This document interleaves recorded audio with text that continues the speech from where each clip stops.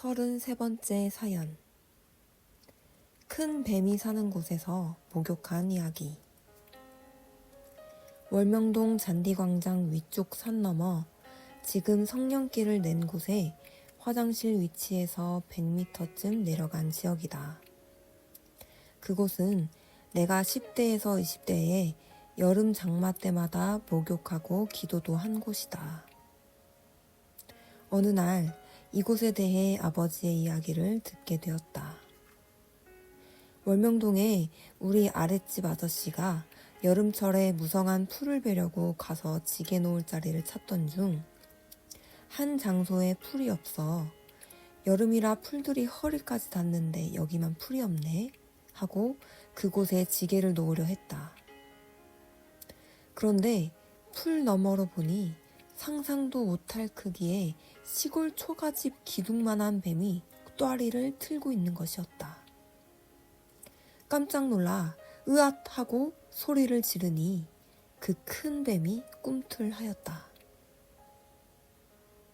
아저씨는 기겁하며 그대로 도망쳐와서 3일 동안 혼자 생각했다. 여기 월명동에 살다가는 언젠가는 이 뱀한테 물려 죽는다. 뱀이 이 지역에 돌아다니고 있는 이상 분명히 또 만난다 라고 판단하고 여기서 4km 떨어진 교촌리로 이사를 가기로 했다. 그리고 나서 일주일이 안 되어 그 큰 집을 남겨놓고 교촌리 향교마을로 이사를 간 것이다. 한참 후에 그 아저씨가 집을 팔고 전답도 다 팔고서 그제야 동네 사람들에게 뱀 이야기를 해주며 그 지역에는 절대 가지 말라고 심정 태우며 당부했다. 뱀이 얼마나 크냐고 사람들이 물으니 시골 초가집 기둥만 하다. 확실히 봤다. 라고 말해주었다. 내가 오죽하면 큰 집과 논밭을 다 팔고 이사 갔겠냐 하니 동네 사람들도 이 사실을 믿게 되었다. 내가 아버지에게 이곳에 대해 말하면서 저는 여름 한철 거기에 웅덩이 파놓고 목욕해요 라며 아버지도 동네 샘에서는 사람 올 때 못하니 거기서 하세요 했더니 아버지는 그 큰 뱀 이야기를 해주면서 다시는 거기에 가지도 말고 목욕도 하지 말라고 하셨다.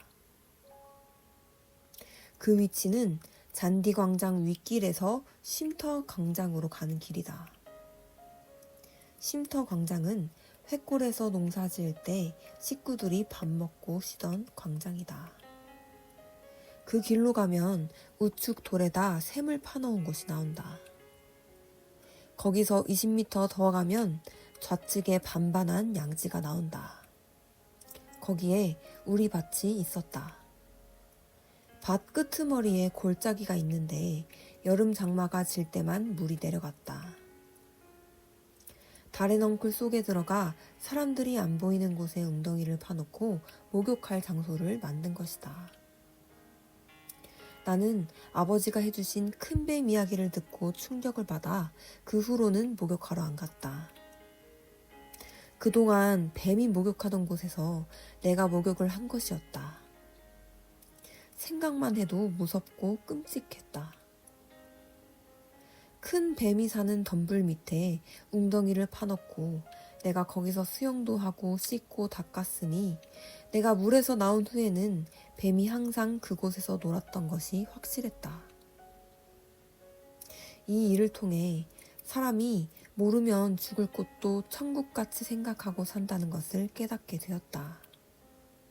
오직 전지전능하신 하나님만이 이 사실을 알고 계시니 불쌍하고 안타깝고 사랑하여서 늘 도와주신 전능자 하나님이시다. 내가 목욕할 때 뱀은 나를 수시로 본 것이다. 뱀도 여름에 더우니까 내가 파놓은 시원한 물에 수시로 들어가 있었던 것이다. 내가 목욕하는 것을 보고 뱀은 분명 쫓아와서 뚫뚫 감고 삼켜버리려고 했을 것이다. 당시 나는 그곳에 웅덩이를 파놓고 1년 이상을 더울 때마다 수시로 알몸으로 목욕했으니 그때 뱀이 나를 가까이 안 보았겠냐. 그곳은 달의 넝쿨이 엉켜 있고 풀과 나무들이 절어 있어서 큰 뱀이 있어도 잘 보이지 않는 곳이다. 내가 죽음의 장소인 줄 모르고 한 가지만 생각하고 웅덩이를 파놓고서 목욕한 것이다. 그때 천군도 나를 지키고 하나님과 성자와 성령도 지켜주셔서 살았다. 그 옆에 우리 밭이 4개 있어서 그 후에도 몇 년 동안 자주 오고 가고 20년 이상 그 주변을 다녔어도 나는 그렇게 큰 뱀을 못 봤다. 하나님이 다른 데로 보내신 게 확실했다. 모르면 죽는 것이다. 사람이 모르면 수완전의 저승길을 갈 수밖에 없다. 그러나 하나님을 믿고 사랑하고 의지하고 살면 하나님은 전지전능하신 고로 사랑하는 자를 살려주심을 확신하여라. 하나님은 우리가 몰라도 살려주시고 그 후에 깨닫게 해주신다. 깨닫고서 더욱 믿고 사랑하며 살게 하는 전지전능하신 유일신 하나님 성령님 성자이시니라. 지금도 그곳을 지나갈 때마다 그때를 생각한다. 성령길로 내려가다가 다리꼴 방면을 보면 산 쪽으로 바위를 깨고 길을 낸 곳이 있다. 거기에 작은 골짜기가 있는데 길에서 10m 위의 지점이다. 지금 그곳은 번번하다. 옛날에 웅덩이를 팠던 장소가 희미하게 남아있다. 그때를 생각하면서 이 글을 쓸 때 하나님은 어떻게 이렇게도 나를 많이 살리셨어요? 라고 물으니 너는 내가 살려준 생명의 표상이니라 하는 음성이 들렸다. 감격하고 감사해서 울기도 하고 감탄도 하였다. 이때부터 하나님의 음성이 쭉 이어졌다. 내가 함께해서 살린 것이다. 내가 살려주었다. 내가 보았노라. 사람들은 나 하나님 신의 육체들이 아니냐. 내 육체를 내가 사랑하여 살려준 것이다. 시대마다 나 하나님의 육체들 중 한 명을 구세주로 삼고 그를 세상에 보내어 구원자로 쓴다 하셨다. 또 말씀하시길 세상의 육체가 되지 말고 전능한 나 하나님의 육체, 인간을 창조한 나 하나님의 육체가 되어 사랑하며 살아라. 나의 말씀을 전해주며 살아라. 나 하나님은 너희를 내 몸으로 쓰며 사랑한다 하셨다. 이 글을 쓰는 중에 하나님의 음성이 들려 받아쓰게 되었는데 너는 나 하나님의 것이라. 너를 살린 내가 직접 와서 써준다 하셨다. 지구는 우주를 쓰고 살고 우리 인생들은 지구를 쓰고 산다. 하나님은 우리 인생들을 쓰고 사신다.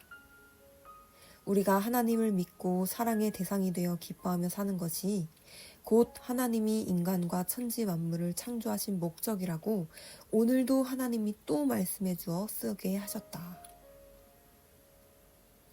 사람들의 사연 이야기도 끝이 없지만 하나님의 사연 이야기는 더 끝이 없다. 선생은 일생 동안 그리고 섭리역사 44년 동안 오직 하나님의 말씀만 전해주며 살아왔다. 계절이 변함없이 오고 가듯이 세계에서 밀려오는 청중들이 인구름이 되어 내가 사는 골짜기를 뒤덮으며 오고 간다.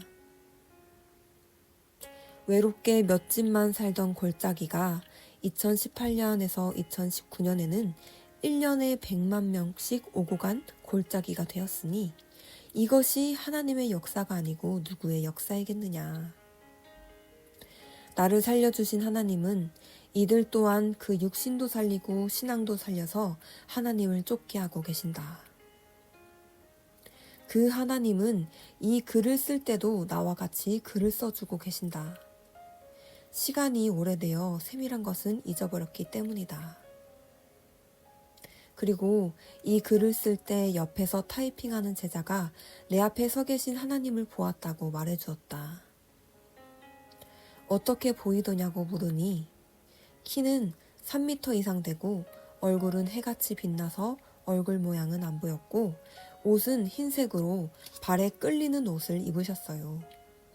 발은 옷에 덮여 있었으나 옷 사이로 보인 발은 크게 보였어요 했다.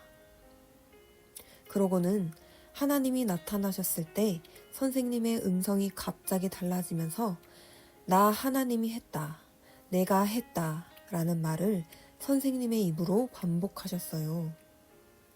그 현상은 잠깐 후에 사라졌는데 이후에는 다시 선생님의 음성으로 변하여 하나님은 사람 쓰고 행하신다, 나를 쓰고 지금도 행하신다 라고 말씀하셨어요 라고 말했다. 그래서 나는 죽음에서 살려주신 사연의 글을 한창 쓰고 있을 때 하나님이 오셨구나. 전에 기도할 때 나와 약속하셨다.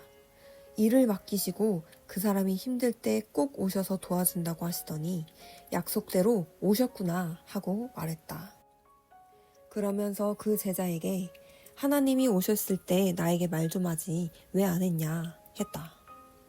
그랬더니 본인도 한창 타이핑하고 있던 때였고 선생은 5시간 넘게 눈을 감고 글의 내용을 부르고 있는데 그때 말하면 리듬이 깨지기 때문에 안 했다고 하였다. 그 순간 타이핑만 하라는 감동이 와서 계속 타이핑에 집중했다고 했다. 그 말을 들어보니 맞는 말이었다. 내가 만일 하나님이 오셨다는 말을 들었으면 글 쓰는 것을 중단하고 하나님과 대화했을 것이기 때문이다. 그래서 네가 본 것을 자세히 써서 여기에 넣어라 했다. 타이핑하는 제자가 본 것을 이 글 다음에 넣었으니 모두 읽어보아라.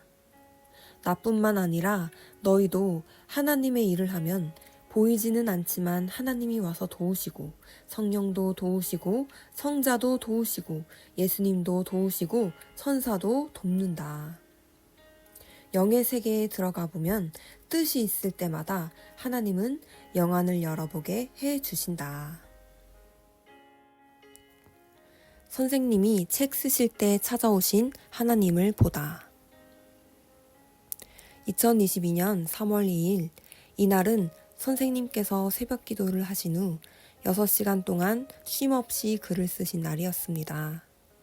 저는 옆에서 원고를 타이핑하며 책 집필 작업을 도와드리고 있었습니다.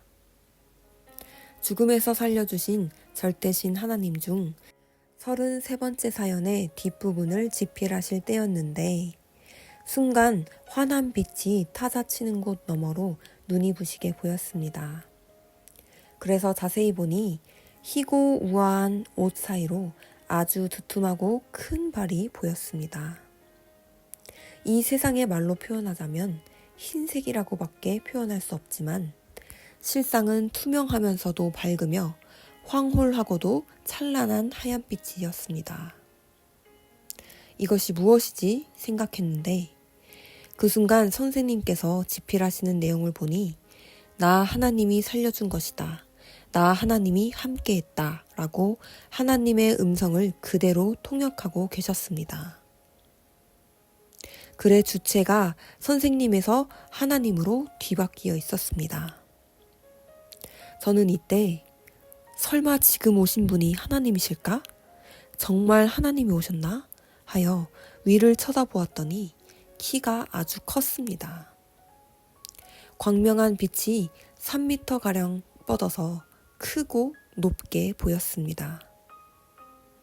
너무 놀라 어안이 벙벙해서 이 상황을 옆에 계신 선생님께 엿죽고 싶었지만 선생님은 정말 연계라도 가신 듯이 몰입해서 한자 한자 또박또박 글을 불러주고 계셨기에 말을 한마디도 걸 수가 없었습니다.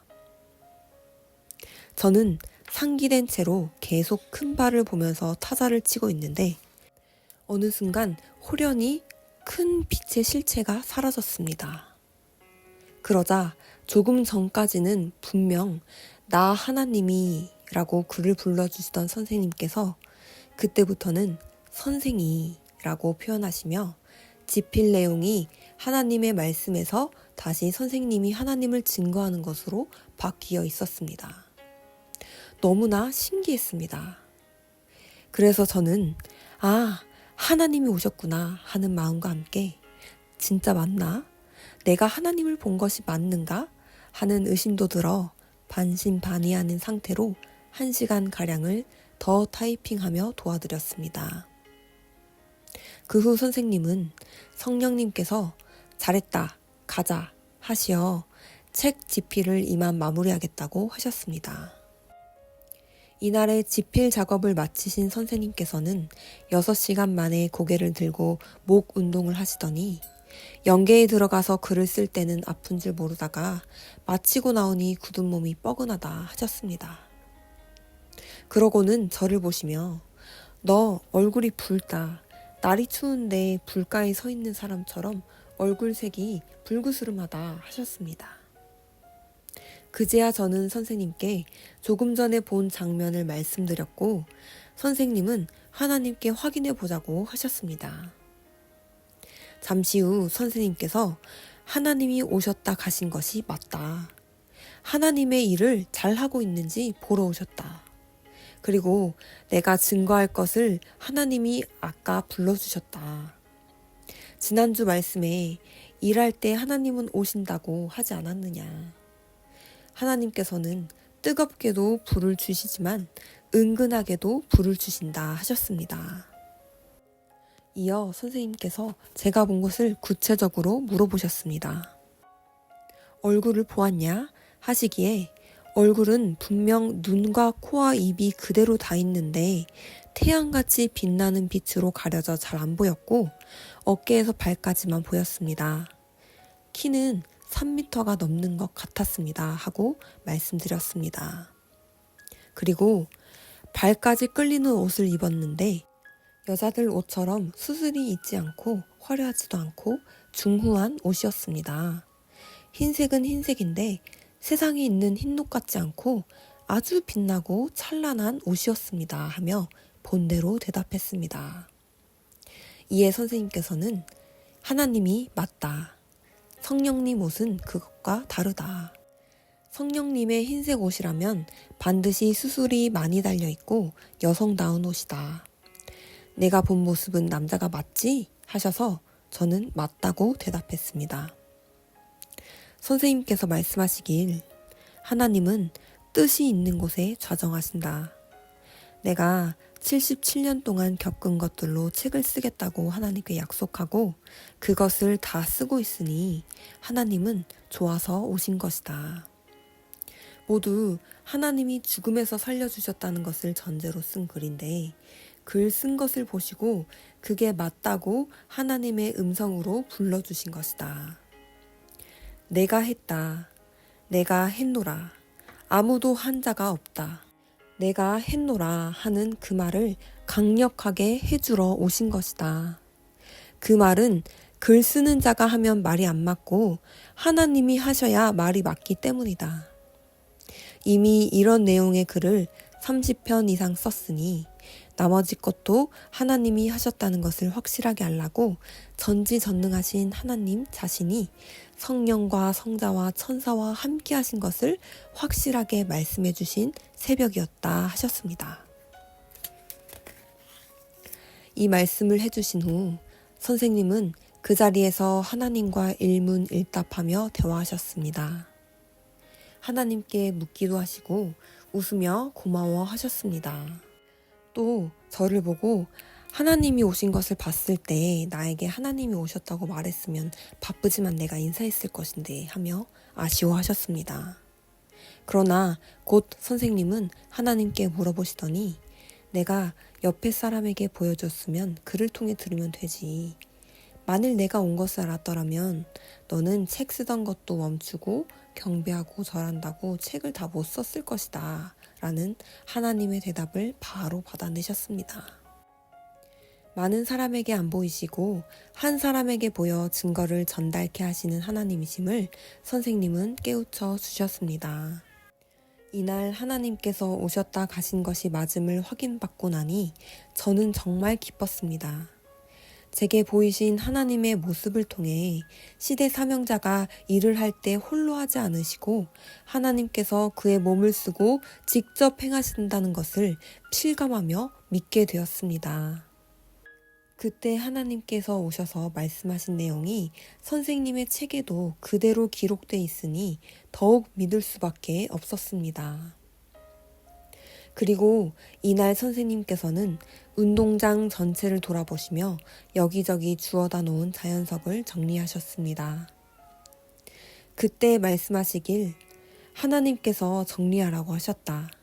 하나님이 한번 왔다 가시면 그로 인해 역사가 일어나는 것을 보아라 하셨습니다. 그러고 나서 이틀 후에 선생님께서 말씀하시기를 하나님이 오셨다 가신 날 전국 지역장들에게 코로나 기간이지만 교역자들은 와서 기도하라고 전달했다. 그리고 바로 다음날 교역자들이 모였을 때 내가 이 사연을 권위 있게 전해주었다. 이를 전해 들은 모든 교역자들은 하나님이 오셨음을 알고 모두 큰 힘들을 받았다고 하더라. 지금은 러시아와 우크라이나의 전쟁, 한국의 산불, 그리고 사탄들이 일으키는 불의한 일 등 세계 민족 섭리사적으로 산더미같이 파도가 몰려오는 환란의 기간이니 우리가 전심으로 기도할 때가 아니냐. 고로 모두 힘을 받고 기도하기로 결의한 것이다 하셨습니다. 저는 최근에 시대 사명자를 두고 기도할 때 제가 어떤 힘과 기쁨을 드릴 수 없으니 저는 맡은 일을 충성으로 하겠습니다. 그러니 하나님께서 꼭 선생님에게 힘을 주시고 기쁨이 되어주세요 라고 간절히 기도했습니다. 그러고 나서 하나님이 오심을 이상으로 보게 되었는데 이를 통해 선생님께서 큰 힘을 받으시고 크게 기뻐하시는 것을 보았습니다. 그래서 역시 선생님의 힘과 기쁨은 오직 성삼이시구나 함을 깨닫게 되었습니다. 이를 선생님께 말씀드리자 선생님께서는 나도 힘을 받았고 전체가 힘을 받게 되었다. 너 한 명이 본 것이지만 전국 교역자들에게 전해주니 모두 하나님이 오셨음을 알고 놀라며 다 같이 힘을 받았다. 역시 하나님이 우리의 힘이시다. 어떤 환난도 어려움도 아무것도 아니다. 하나님이 우리와 함께 하신다 하셨습니다. 하나님의 일을 맡겨주시고 일할 때 친히 찾아오셔서 함께 해주시고 시대 사명자와 우리들에게 큰 힘을 주시고 이 글을 통해 증거까지 남기게 해주신 성삼위께 진정 감사를 드립니다.